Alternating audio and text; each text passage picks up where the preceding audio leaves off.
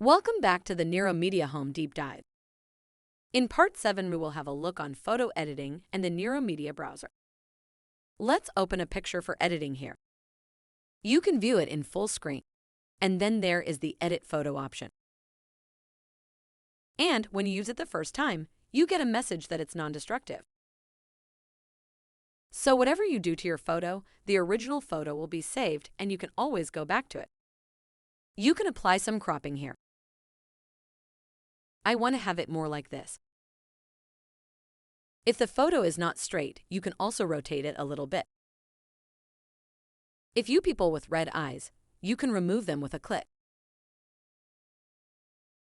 You can also adjust the exposure a little bit to make it look more sharp or crisp. There are settings to change the color temperature. It was a warm night, so it should look more like this.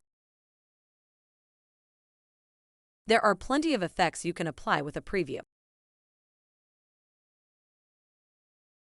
including some vignettes to make the photo look old.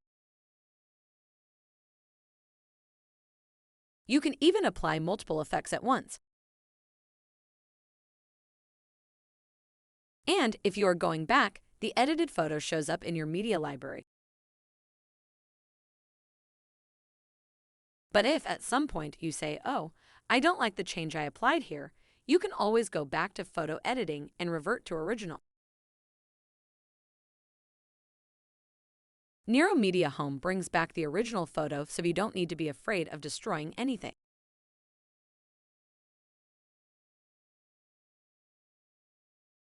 Nero MediaHome comes with a smaller view, which is called the Nero MediaBrowser.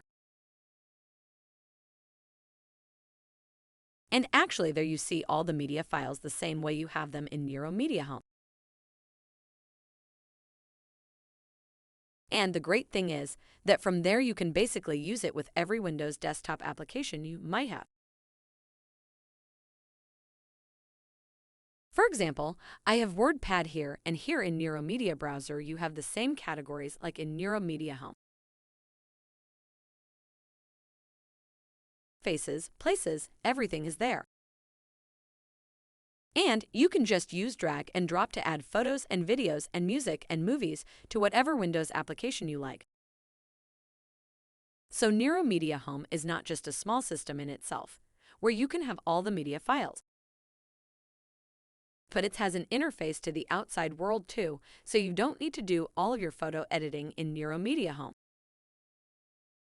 If you prefer another application, you can just drag and drop to it. This is awesome. In the next video, we will have a closer look at streaming and burning disks. Stay tuned.